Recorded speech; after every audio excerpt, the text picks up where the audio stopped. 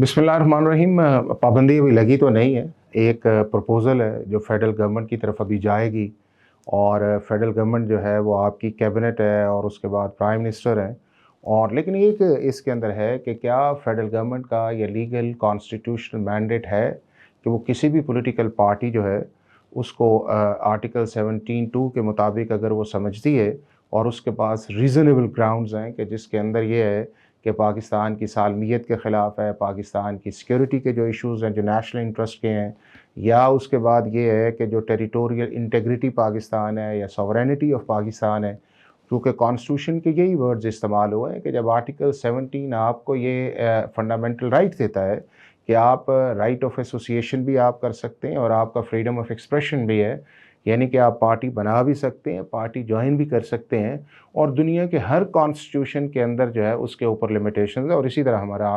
Pakistani constitution है, उसके अंदर आर्टिकल 17 जो है वो वाज़ेह है कि आप बना भी सकते हैं, आप ज्वाइन भी कर सकते हैं। लेकिन 17(2) जो है वो आप पे ये कदगन लगाता है कि आप कोई ऐसा काम नहीं करेंगे कि जो पाकिस्तान के आइडियोलॉजी, इंटरेस्ट, सॉवरेनिटी, इंटीग्रिटी या एंटी स्टेट जो है वो किसी एक्टिविटी के अंदर आप इन्वॉल्व होते हैं तो फेडरल गवर्नमेंट के पास ये कॉम्पिटेंसी है। और उसके अलावा अगर आप फॉरेन फंडेड पार्टी हैं या फॉरेन से आप फंड्स लेते हैं और उसके अंदर जो है आपके डिक्लेरेशंस के अंदर इश्यूज़ हैं, जो कि पाकिस्तान की जितनी भी पॉलिटिकल पार्टीज़ हैं वो ना इंडिविजुअली ना उसके बाद जिस तरह आपकी कंपनीज़ हैं उनसे फॉरेन फंड्स नहीं ले सकते। ये फंडामेंटल प्रिंसिपल है। और अगर इसका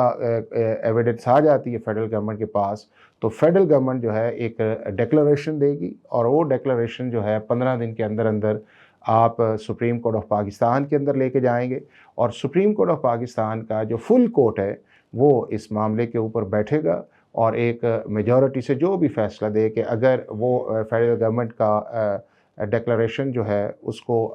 एंडोर्स नहीं करता या उसको जो है कंफर्म नहीं करता तो वो ख़त्म हो जाएगा। और अगर उसको कंफर्म कर देता है तो फिर उसका एक कॉन्सिक्वेंस जो है वो आपका कॉन्स्टिट्यूशन में भी है, आपका इलेक्शन एक्ट 2017 के अंदर है कि उनके सारे एसेट्स जो हैं, जो सेक्शन 213 जो है इसको डील करता है, आर्टिकल 17 के साथ सेक्शन 212 डील करता है कि फेडरल गवर्नमेंट के साथ ये जो लीगल मैंडेट है वो इलेक्शन कमीशन ऑफ पाकिस्तान के पास भी है। तो अगर वो कर देते हैं तो इनकी सारी प्रॉपर्टीज़ या इनके एसेट्स जो हैं वो सीज़ हो जाएंगे, इनके मेंबर्स जो हैं वो डिसएसोसिएट कर दिए जाएंगे, यानी कि वो political activity under the umbrella नहीं कर सकेंगे। और अगर इनकी पार्लियामेंट्री प्रेजेंस होती है उस पार्टी की,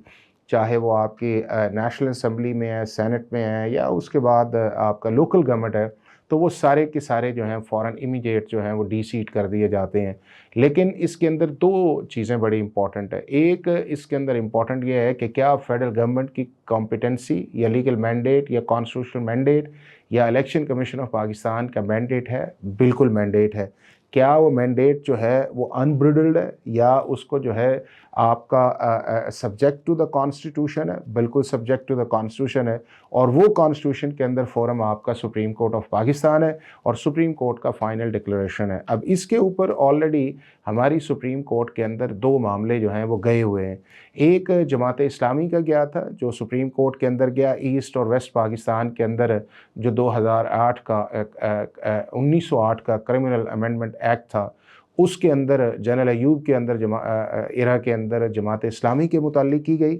उसको ईस्ट पाकिस्तान ने उसको सेट असाइड किया, लेकिन वेस्ट पाकिस्तान जो था उन्होंने गवर्नमेंट के उस डिसीजन को एंडोर्स किया और मामला सुप्रीम कोर्ट के अंदर गया और सुप्रीम कोर्ट ने फेडरल गवर्नमेंट के उस डिक्लेरेशन को एक्सेप्ट या एंडोर्स नहीं किया था। दूसरा मामला जो था वो आपका नैब का था। नैब 71 के अंदर भी इसको बैन कर दिया गया था, लेकिन जब भुट्टो साहब आए तो उन्होंने दोबारा वो बैन जो था वो लिफ्ट किया और उसके बाद चूँकि आर्टिकल 17 आ गया, 1973 कॉन्स्टिट्यूशन आ गया, तो उसके अंदर दोबारा एक रेफरेंस इनको बैन किया गया। उस वक्त अब्दुल वली ख़ान उस पार्टी को लीड कर रहे थे, चूँकि उनकी भी एंटी स्टेट जो सारी एक्टिविटीज़ थी उसके ऊपर सुप्रीम कोर्ट में आर्टिकल 17(2) के अंदर वो रेफरेंस किया और अभी तक एक ही वो रेफरेंस है जो 17(2) के अंदर गया है। और सुप्रीम कोर्ट ऑफ पाकिस्तान ने उसको, जो 7 मेंबर्स बेंच था, उसने फेडरल गवर्नमेंट के उस एक्शन को जो है वो कंफर्म किया और जो आपकी नैब थी उसको फिर ख़त्म कर दिया गया। तो हमारे पास दोनों एग्ज़ाम्पल्स मौजूद हैं, लेकिन बुनियादी इसके अंदर चीज़ ये है, ये सारी की सारी जो हैं वो सब्जेक्टिव हैं कि फेडरल गवर्नमेंट जो है वो इन क्या मटीरियल लेके आती है पीटीआई के ख़िलाफ़ या पीटीआई के मुतालिक, और सुप्रीम कोर्ट जो है उस पर डिसाइड क्या करती है। लेकिन इन मामलात के अंदर जो फेडरल गवर्नमेंट के अंदर ओनस है उसके ऊपर वो डबल हो जाता है कि चूँकि आप अगर किसी पॉलिटिकल पार्टी को बैन करने लगते हैं या उससे जो डी सीट उसका एक इफ़ेक्ट है या उसके फंड सीज होते हैं, तो फिर आपके पास बड़ा सॉलिड किस्म की एक चीज़ आनी चाहिए। और जिन चीज़ों की तरफ फेडरल मिनिस्टर फॉर इंफॉर्मेशन ने इशारा किया है, उसको अगर आप जनरली देखा जाए तो उसके अंदर काफ़ी चीज़ें ऐसी हैं कि जिसके अंदर आप ये कह सकते हैं कि एक जो पॉलिटिकल मैच्योरिटी का कॉन्डक्ट जो था एज़ ए प्राइम मिनिस्टर के तौर पे या उसके बाद एज़ ए पॉलिटिकल पार्टी के तौर पे जो है वो हमारी तो सारी पॉलिटिकल पार्टीज़ के अंदर वो कम ही है, लेकिन मेरा ख़्याल है कि पीटीआई ने उसको एक्सीड किया उस सारी चीज़ के अंदर। और 10 साल से जो आप एक्टिविटी देख रहे हैं कि चाहे इनसाइड गवर्नमेंट है या आउटसाइड गवर्नमेंट है, एक एजिटेटिव मोड है, एक एजिटेटिव नैरेटिव है, चाहे वो पाकिस्तान की जुडिशरी है, चाहे वो पाकिस्तान की इस्टेब्लिशमेंट है, चाहे वो पाकिस्तान की पॉलिटिकल पार्टीज़ हैं या इवन पाकिस्तान के जो अलाइड हमारे फॉरेन कंट्रीज़ भी हैं। तो एक वो नैरेटिव तो है, और मेरा ख़्याल है कि अगर पॉलिटिकल मैच्योरिटी का मुज़ाहरा किया जाए और आपने पाकिस्तान के अंदर या एज ए पॉलिटिकल पार्टी जहाँ पे भी आप करते हैं तो सर्टेन रेड लाइंस होती हैं, और उन रेड लाइंस को अगर आप क्रॉस करने लगते हैं तो फिर लॉ या कॉन्स्टिट्यूशन आता है और फिर उसका जो जुडिशल रिव्यू है वो कोर्ट्स के पास है। और हमारी कोर्ट्स बिल्कुल जो भी फैसला आएगा वो सबके लिए एक्सेप्ट होगा। और हमारी कोर्ट्स के मुतालिक अब पिछले कुछ दिनों से इसी पीटीआई ने राय भी बदली है कि हमारे जजेस जो हैं वो इंसाफ भी दे रहे हैं और हमें सुप्रीम कोर्ट पे एतमाद है। जिस तरह 12 जनवरी का भी एक फ़ैसला आया है, अल्लाह करे ये एतमाद जो है ये हमारा कंसिस्टेंसी के अंदर आए, क्योंकि हमारी पॉलिटिकल पार्टीज़ के अंदर इनकंसिस्टेंसी भी है। और इनकंसिस्टेंसी जो है वो उस चीज़ पे बुनियाद करती है कि अगर आपकी फेवर में फ़ैसला आएगा तो मैं समझूंगा कि ना कॉन्स्टिट्यूशन है, ना लॉ है, और जजेस जो हैं वो भी इंडिपेंडेंट काम नहीं कर रहे और जुडिशल इंटरवेंशन है। और अगर मेरे फेवर के अंदर आएगा तो मैं कहूँगा कॉन्स्टिट्यूशन सुप्रीम हो गया है, सुप्रीमेसी ऑफ द कॉन्स्टिट्यूशन है, इंटरवेंशन नहीं है। और उसके बाद हमारा जो अदालती निज़ाम है वो बहुत अच्छा काम कर रहा है। तो ये एक लीगल और पॉलिटिकल डाइकॉटमी है जो पाकिस्तान के इन पॉलिटिकल पार्टीज़ के अंदर है, जिससे ना सिर्फ ये पॉलिटिकल पार्टीज़ भी सफ़र कर रही हैं, उससे इंस्टीट्यूशंस भी सफ़र कर रहे हैं, और सबसे ज़्यादा पाकिस्तान का आम आदमी सफ़र कर रहा है। देखें, एक तो ये है कि अगर जिस तरह अभी अनाउंसमेंट आई है और उसके बाद फेडरल इंफॉर्मेशन मिनिस्टर ने कहा है कि जी कैबिनेट में जाएगा, और मेरा ख़्याल ये है कि पार्लियामेंट के अंदर भी ये मामला लेके जाएंगे और वहाँ से कोई रेजोल्यूशन इस चीज़ की आएगी। अगर वो चीज़ आ जाती है तो उसका एक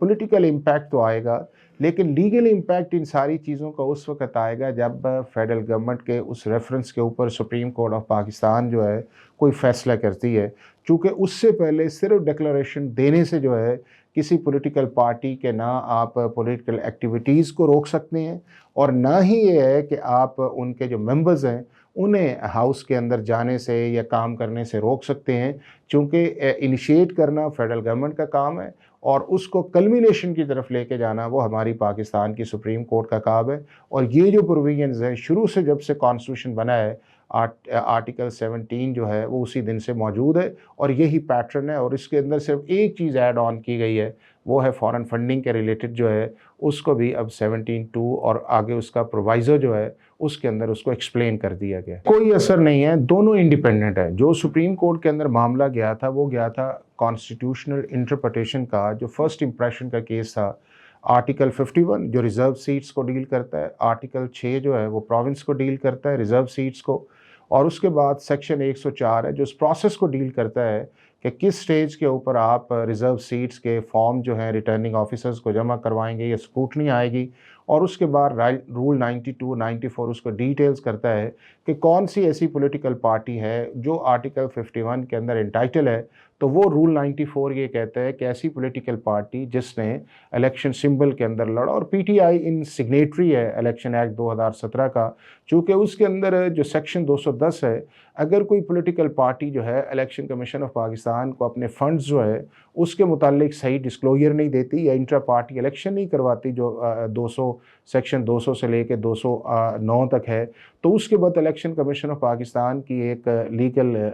अथॉरिटी है कि वो फिर सर्टिफिकेट नहीं देते 210 के नीचे, और अगर वो सर्टिफिकेट ना दें जितने देर इंटर पार्टी नहीं है तो सेक्शन 215 जो है उसके अंदर उस पार्टी के पास इलेक्शन सिंबल नहीं है, और जब सिंबल नहीं है तो वो as a political party article 51 के अंदर जो है वो ट्रीट नहीं आएगी। तो मैं ये समझता हूँ कि ये जो जजमेंट भी आई है सुप्रीम कोर्ट ऑफ पाकिस्तान की, इसके अंदर एक जुडिशल ओवर रीच आया है, चूँकि ना वो PTI उनके पास पार्टी थी। हाँ, ये इस चीज़ का है कि अगर इस सारे केस के 3 एस्पेक्ट्स थे। एक इसका एस्पेक्ट्स ये था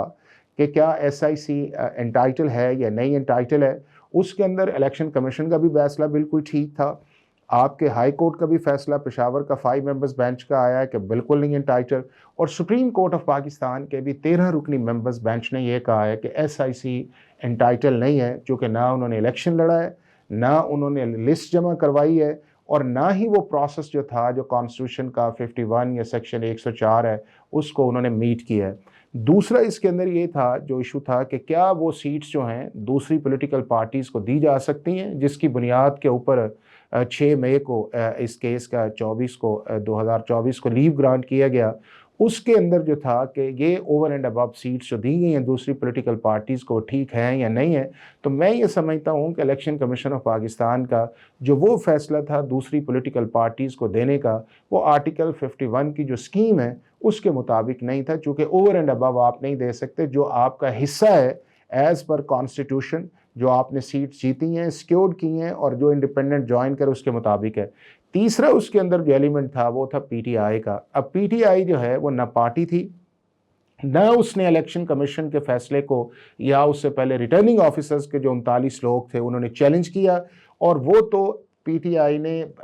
SIC को एज ए प्रॉक्सी के तौर पे इस्तेमाल किया और हर जगह जाके ये कहते थे कि हम हमारी जो PTI बैक कैंडिडेट्स हैं या MNAs MPAs जो हैं ये सारे के सारे SIC के अंदर हैं और SIC को सीट्स देते जाएं। तो मेरा ख्याल है कि वो जो एक पॉलिटिकल डाइकॉटमी या लीगल डाइकॉटमी थी या लीगल अंडरस्टैंडिंग का इशू था या लीगल स्ट्रैटेजी का एक सही अडॉप्ट किया ना जाना है, जिसको सुप्रीम कोर्ट ऑफ पाकिस्तान के आपने लाइव स्ट्रीमिंग भी देखा, वही एक हर्डल थी। और अगर सुप्रीम कोर्ट ऑफ पाकिस्तान उस हद तक रहती तो मेरा ख्याल था कि वो मुनासिब था, लेकिन सुप्रीम कोर्ट ऑफ पाकिस्तान ने एक ऐसी पॉलिटिकल पार्टी को और ऐसे 41 कैंडिडेट्स को जिन्होंने एफिडेविट ऑलरेडी आर्टिकल 51 के नीचे दिया हुआ है, उनको दोबारा मौका देना या उन एफिडेविट्स को ओवरटर्न करना और उसके बाद कहना कि ये सीट्स दी जाएं, और वो जो सारा प्रोसेस 104 था उसको बाईपास करना on the ground of peculiar circumstances, या रूल 92 या 94 को स्ट्राइक डाउन नहीं किया, या आर्टिकल 51 को जो है वो जो उन्होंने जिस तरह उसके अंदर इंसर्शन की है,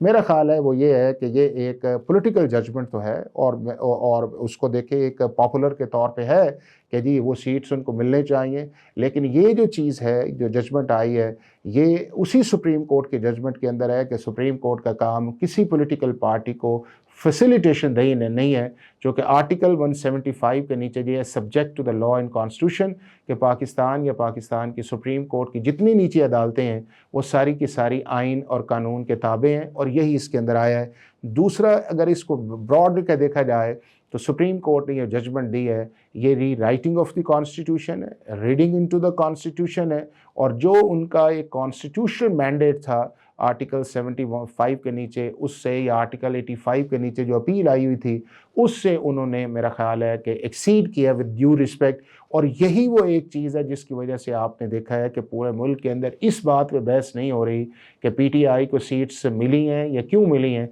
इस बात पे बहस हो रही है कि क्या सुप्रीम कोर्ट ऑफ पाकिस्तान उसका ये कॉन्स्टिट्यूशन मैंडेट था कि इस तरह इस चीज़ को एक्सरसाइज करे, और अगर इस तरह उन्होंने एक्सरसाइज की है तो वो आपका जो एक कॉन्स्टिट्यूशनल स्कीम है जिसके अंदर पार्लियामेंट का अपना इख्तियार है, लेजिस्लेचर्स यानी कि उनका अपना है, और एग्जेक्टिव का अपना है, और आपकी जुडिशरी का अपना है। पार्लियामेंट जो है वो अमेंड भी कर सकती है, पार्लियामेंट जो है उसके अंदर इंसर्शंस भी कर सकती है, 2/3 मेजॉरिटी जो है वो आपकी चाहिए इस काम के लिए जो आर्टिकल 238 के नीचे है। और अगर ये पाकिस्तान की सुप्रीम कोर्ट ने किया है तो मेरा ख़्याल ये है कि लीगली ये मुनासिब नहीं है, इसे आप जुडिशल ओवर रीच कह सकते हैं। और अगर ये सुप्रीम कोर्ट का 188 के नीचे जाते हैं तो मेरा ख़्याल है कि ये एक अच्छा केस रिव्यू के अंदर आएगा कि क्या सुप्रीम कोर्ट ऑफ पाकिस्तान ने ये जजमेंट दी है ये इन अकॉर्डेंस विद कॉन्स्टिट्यूशन या लॉ के मुताबिक है या नहीं है। मेरा ख़्याल है कि ये चीज़ें सारी आएंगी। और जहाँ तक इसकी इम्प्लीमेंटेशन वाली बात है,